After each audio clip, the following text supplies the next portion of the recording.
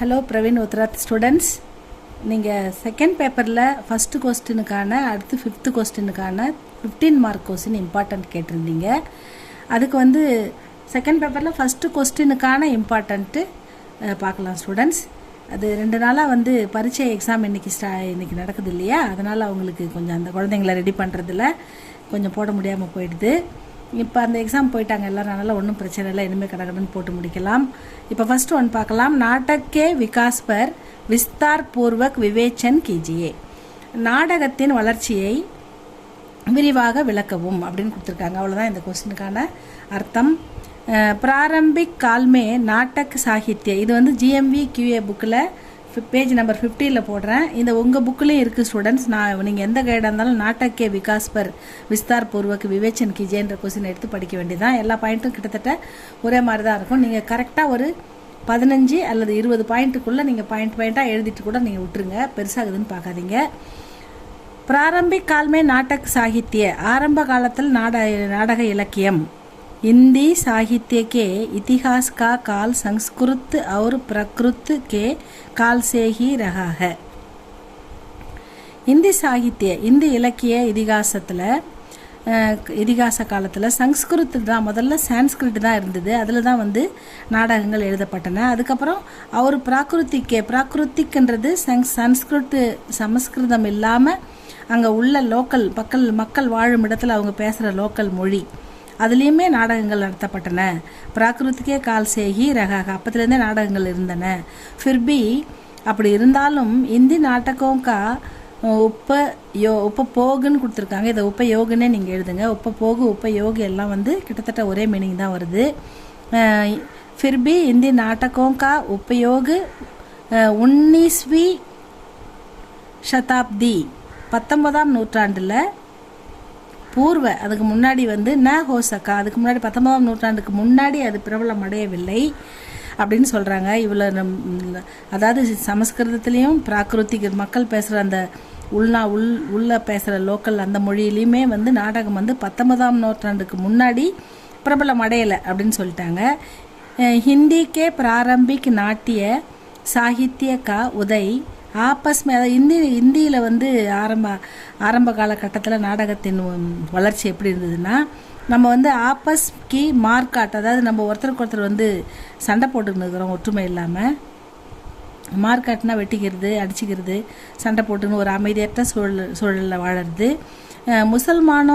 முசல்மானி ஆக்கிரமணம், முகலாயர்கள் இந்த பக்கம் நம்ம சவுத் சைடில் அவங்களுடைய ஆக்கிரமிப்பு நிறையா இருந்தது. நம்ம கேள்விப்பட்டிருக்கோம் ஏற்கனவே முகலாய மன்னர் படையெடுத்து நம்ம கோயில்களெல்லாம் சூறையாடி இருப்பாங்க. அதே மாதிரி வீரர்களையும் நிறையா பிடிச்சின்னு போயிருப்பாங்க, அடிமைகளாக வேலை செய்யறதுக்கு. பெண்களையும் பிடிச்சின்னு போயிருப்பாங்க. அந்த மாதிரி நிறைய இடங்களில் முகலாயர்கள் நம்ம இந்த பக்கம் சவுத் இந்தியன் இந்துக்களை அட்டாக் பண்ணியிருக்காங்க அப்படின்றத பார்த்துருக்கோம். அதுதான் அவங்க சொல்கிறாங்க. மார்க்காட் அவர் முசல்மானி ஆக்கிரமணோக்கி க்ஷுப்த வாத்தாவரன்னா ஒரு மோசமான ஒரு பரிதாபகரமான ஒரு வாத்தாவரனில் நம்ம இருந்தோம் அந்த டைமு. ஹுவாத்தா அங்கிரேஜோ கே சாஷன் கால்மே, ஆங்கிலேயர்களுடைய ஆட்சி காலத்தில், சாஷன்னா ஆட்சி, அந்த காலத்தில் ஜீவன்கி வாஸ்தவிக்தா, நம்முடைய வாழ்க்கை மிகவும் கஷ்டத்தில் இருந்து, ஏன்னா அவங்க நிறைய சுதந்திரம் நமக்கு அளிக்கலை, கட்டுப்பாடு வச்சுருந்தாங்க. அப்போ நமக்கு வாஸ்தவிக்தா கி ஓர் தியான் ஆகர்ஷித் ஹுவா और अपनी समस्ताओं की नाटकीय अभिव्यक्ति के लिए अवसर भी मिला. அதாவது நாட்கீயன்னா நாடகத்தின் மூலமாக, அபிவியக்தின்னா அந்த நாடகங்கள் நமக்கு மக்கள் சமுதாய வாழ்க்கையில் அவங்களுக்கு இருக்கிற கஷ்டங்களை, அவங்களுக்கு இருக்கிற அடிமைத்தனத்தை, அவங்களுக்கு இல்லாத சுதந்திரத்தை நாடகத்தின் மூலமாக வெளிப்படுத்த ஒரு வாய்ப்பு கிடைச்சதுன்னு சொல்கிறாங்க. அப்படி சமஸ்யாவோக்கி தம்முடைய சமுதாயத்தில் இருக்கிற விஷயங்களை நாடகீய அபிவியக்தி கேலியே நாடகத்துக்கு பயன்படுத்தினாங்க. நாடகத்தின் மூலமாக அவசர் பி மிலா, வெளிப்படுத்தக்கூடிய வாய்ப்பு கிடைச்சிது அப்படின்னு சொல்கிறாங்க. அடுத்தது பூர்வ ஹரிச்சந்திர யுகு, இது ஹரிச்சந்திர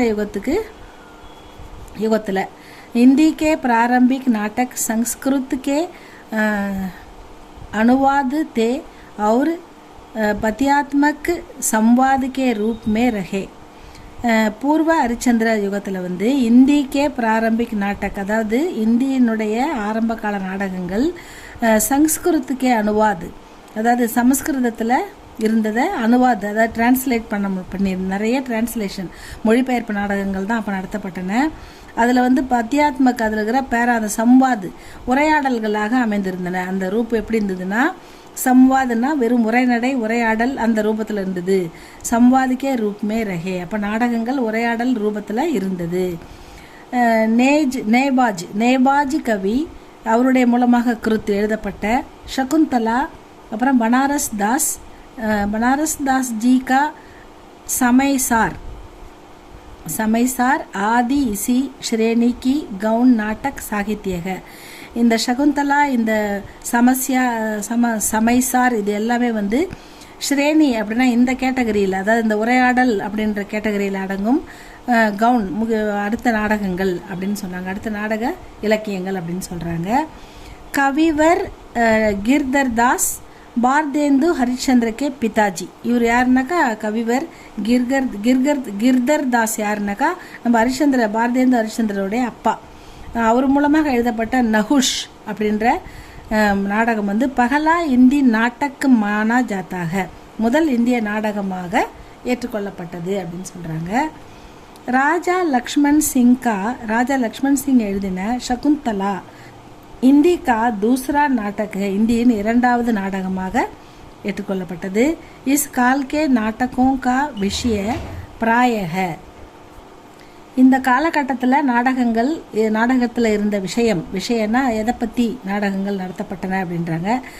அது வந்து ஆத்தியாத்மிக் யா பௌராணிக் ரகா, அந்த நாடகங்கள் எல்லாமே ஆத்தியாத்மிக்னா ஆன்மீகத்தை அடிப்படையாக கொண்டிருந்தது, அல்லது புராண கதைகளை அடிப்படையாக கொண்டு நாடகங்கள் எழுதப்பட்டன அப்படின்னு சொல்கிறாங்க. அடுத்தது பார்தேந்து யுகில்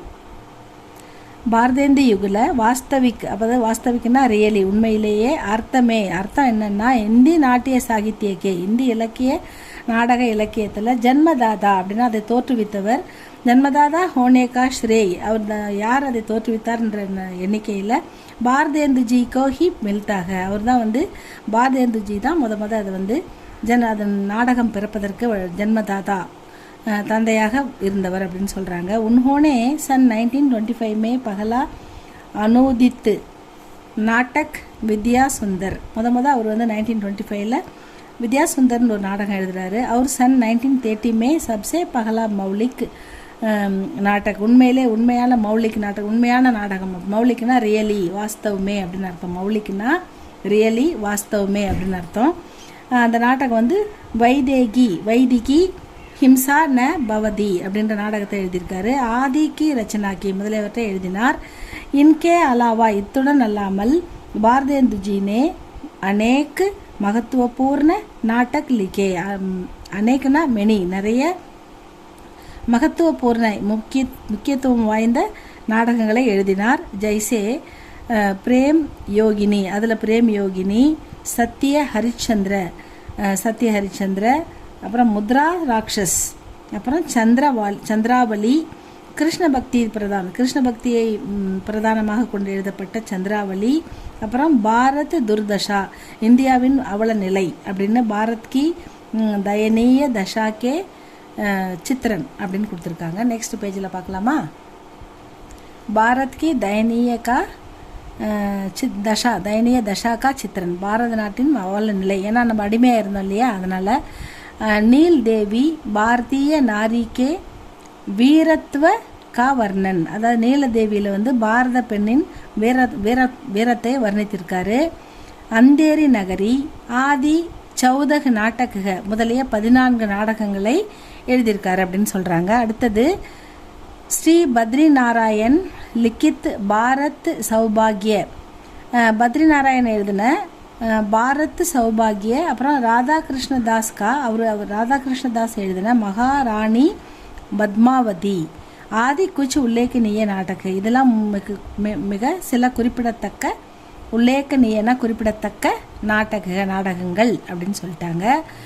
அடுத்தது சமைக்கே நாடகம் கா விஷய், இந்த காலகட்டத்தில் நாடகத்தில் இருந்த அந்த தீசஸ் கருத்து என்ன, எதை பற்றி, எந்த விஷயத்தை பற்றி அவங்க நாடகம் எழுதினாங்க அப்படின்றதுக்கு சாமாஜிக்னா சமுதாயத்தில் நடைபெறுகின்ற கட்னாவும் அதை வச்சு எழுதியிருக்காங்க. அப்புறம் ராஜநீதிக்கு அப்புறம் அரசியல் ராஜ்யத்தை பற்றி எழுதியிருக்காங்க.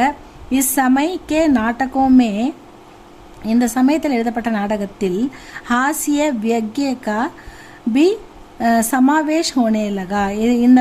இந்த காலகட்ட நாடகங்களில் நகைச்சுவை ஒரு விஷயத்தை நேரடியாக சொல்லாமல் அதை நகைச்சுவை மூலமாக விகட கவி மூலமாக சொல்லுவாங்க. அதுதான் வியக்ய நகைச்சுவை அப்படின்னு சொல்கிறாங்க. இதுவும் வந்து சமமாக இடம்பெற்றிருந்தது அப்படின்னு சொல்லிட்டாங்க அந்த நாடக காலகட்டத்தில்.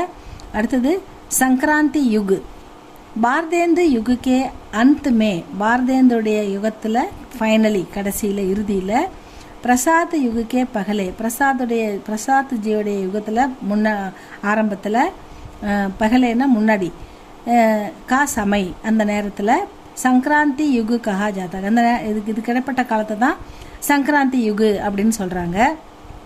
இஸ் கால்கே அநேக் நாட்டக் அனுதித்துனா அனுவாது பண்ணுறது, மொழிபெயர்ப்பு பண்ணுறது. இந்த காலகட்டத்தில் நிறைய நாடகங்கள் மொழிபெயர்க்கப்பட்டு வெளிவந்தன. அனுதித்துனா மொழிபெயர்க்கப்பட்டது, டிரான்ஸ்லேட்டட் அப்படின்னு அர்த்தம்.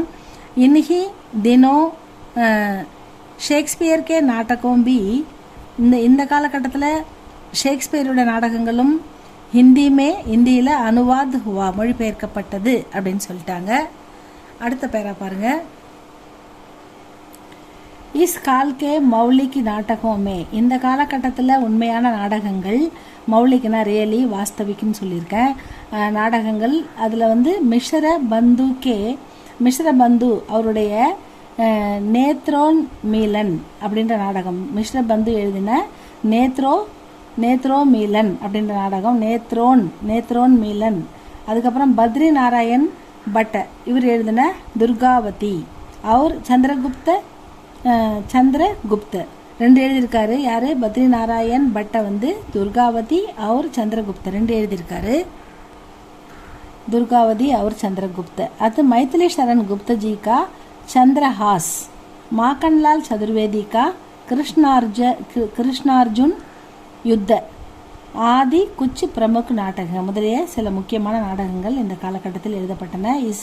இந்த சமயத்தில் இச்சமயக்கே நாடகமே, இந்த சமயத்தில் எழுதப்பட்ட நாடகங்களில் தார்மிக் விஷயோங்கா பாகுல்ய ரகா, தார்மிக்னா மதம் சம்பந்தப்பட்ட விஷயங்களும் பாகுல்ய இடம்பெற்றிருந்தன. பாகுல்யனா பார்ட்டிசிபேட், இதில் வந்து குறிப்பிடப்பட்டிருந்தன அப்படின்னு சொல்லியிருக்காங்க. प्रसाद युगத்தில் जयशंकर प्रसाद ने हिंदी नाटकों में मौलिक क्रांति कर दी. அவர் இந்தி நாடகத்தில் ஒரு புரட்சியை ஏற்படுத்தினார். முதல்ல வந்து புரட்சியை ஏற்படுத்தினது நம்ம ஜெயசங்கர் பிரசாத். ஒரு இந்தி நாடகத்தில் ஒரு பெரும் புரட்சியை ஏற்படுத்தினார். மௌலிக் கிராந்தினா புரட்சி. உன்கே நாடகோமே, அவருடைய நாடகத்தில் ஐதிஹாசிக்தா, அது ஐதிஹாசிக்தா அவர் தர்ஷனிக்தா கா சம்மிஷரன் ரகத்தாத்தா. ஐதிஹாசிக்தானா வரலாற்று சிறப்பு, வரலாற்று உண்மைகள், வரலாற்று சிறப்புகள். அதுவும் அவருடைய தர்ஷனிக்தானா என்னது, கட்டுப்பாடுகள், அதாவது சில தத்துவங்களும் இதிகாச கால கதைகளும் தத்துவங்களும் புராண கதைகளும் இடம்பெற்றிருந்தன. இதில் வந்து சம்ரிக்ஷன்னா கலந்திருந்தது அப்படின்னு சொல்கிறாங்க. பிரசாத் ஜி இतिहास और புராதத்துவ கே பண்டித் தே. பிரசாத் ஜி வந்து இது மட்டும் எழுத்தாளர் மட்டும் இல்லை, அவர் வந்து இதிகாச ஆராய்ச்சியாளராக இருந்தார். புராதத்துவக்கே பண்டித்னா ஆராய்ச்சியாளராகவும் அவர் இருந்திருக்காரு. உன்கே நாடகமே கர்மண்யதா, அப்புறம் தர்ஷனிக்தா, भारतीय गौरव और संस्कृति की ओर इशारा आदि गुण भरे रहते हैं. उनके नाटकों में கர்மண்யத்தானாக்கா வீரம், கர்மண்யத்தானது வீரம், தர்ஷனிக்தானாக்கா தெரியும் நமக்கு வந்து தத்துவம், அதுக்கப்புறம் வந்து பாரதிய கௌரவம், நம்ம நாட்டின் கௌரவம், அவர் சம்ஸ்கிருதிக்கா ஓர் இஷாரா, அதாவது நம்முடைய மொழியின் அடையாளம், சம்ஸ்கிருதிக்கா ஓர் இஷாரா நம்முடைய மொழியின் அடையாளம், ஆதி குண் முதலிய குணங்கள் பரே ரகேத்தே அவருடைய நாடகத்தில் இடம்பெற்றிருந்தது. சந்திரகுப்த अजात शत्रु, चंद्रगुप्त अजात शत्रु, स्कंदगुप्त आदि आपकी कुछ प्रमुख रचनाएं हैं. முதலியவை இவருடைய சில முக்கியமான படைப்புகள் அப்படின்னு சொல்லிட்டாங்க. அடுத்தது வந்து வர்த்தமான் யுகு, அதாவது நவீன தற்காலம், தற்பொழுது நடைபெறும் நவீன யுகம், புதிய யுகம். அந்த நவீன யுகத்தில் नवीन नाटक प्रसाद जी के नाटकों की अपेक्षा छोटे होते हैं. इस समय के पौराणिक नाटकों पर புத்திவாத கா பிரபாவ படுத்தாக. அதாவது இந்த காலகட்டத்தில் வந்து வர்த்தமான் யுகத்தில் நவீன நாடக பிரசாத் நவீன நாடகங்கள், புதிய நாடகங்கள், பிரசாத் ஜி கே நாடகம் கி, பிரசாத் ஜியோட நாடகத்தை வந்து அபேக்ஷா சிறியவையாக காட்டப்பட்டன. இதில் மிக பிரதானமாக இருந்தது சமைக்கே பௌராணிக், இந்த புராண நாடகம் பர் புத்திவாதனா கொஞ்சம், அதாவது அறிவுபூர்வமாக படைக்கப்பட்டன. பிரபாவப்படுத்தாக, அதனுடைய பிரபாவ ஆளுமை அதிகமாக இருந்தது. வர்த்தமான் நாயகம், வர்த்தமான் அதாவது நவீன கால நாயகர்கள் கேலியே குலீன்தா और लोक प्रसिद्ध भी आवश्यकता नहीं रही. அதாவது நவீன காலத்தில் இந்த நடிகர்கள், அவங்களுடைய அபிநேதா, அவங்களாம் வந்து அவங்களுக்கு வந்து குலீன்தான்னாக்கா அவங்களுடைய பாரம்பரியம், அவங்க அப்பா அவங்க அம்மா நடிகனாக இருக்கணும் அப்படின்ற மாதிரியான பாரம்பரியம், அவர் லோக்கு பிரசித்த, மக்கள்கிட்ட பிரபலம் அடைந்திருக்கணும் அப்படின்ற அவசியங்கள்லாம் இல்லை. திறமை இருந்தால் யார் வேணால் வந்து முன்னுக்கு வரலாம், யார் வேணால் வந்து மக்கள் மத்தியில் நல்ல பேர் வாங்கலான்ற மாதிரி நவீன யுகம் மாறிவிட்டது அப்படின்னு சொல்கிறாங்க. குலீன்தான்னா பாரம்பரியம் தேவையில்லை, அதே மாதிரி பிரசித்த முன்னாலே மக்களுக்கு அறிமுகமாகி பழக்கப்பட்டிருக்கிறவராக இருக்கணுன்ற அவசியம் இல்லை. அவசியக்தா நகி ரஹி அப்படின்னு சொல்லிட்டாங்க. ஆஜ்கல் சமஸ்யாத்மக நாடகோங்கோ அதிக மகத்துவம் மில்தாக.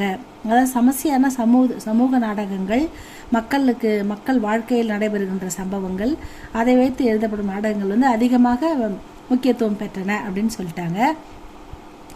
ஆதுனிக் நாடகக்காரோமே, அதாவது புதிய இலக்கிய நாடக எழுத்தாளர்களுள் சர்வஸ்ரீ லக்ஷ்மி நாராயண் மிஸ்ர, கோவிந்த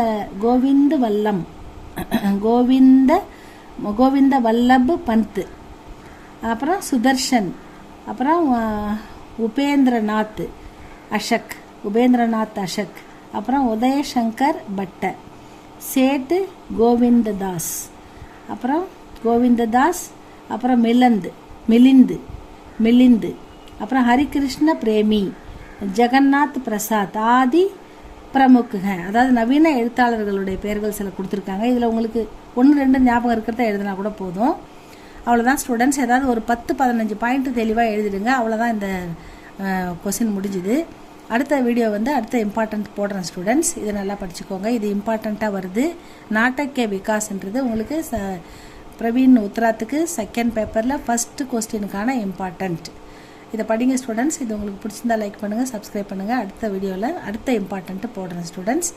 தேங்க்யூ ஃபார் வாட்சிங்.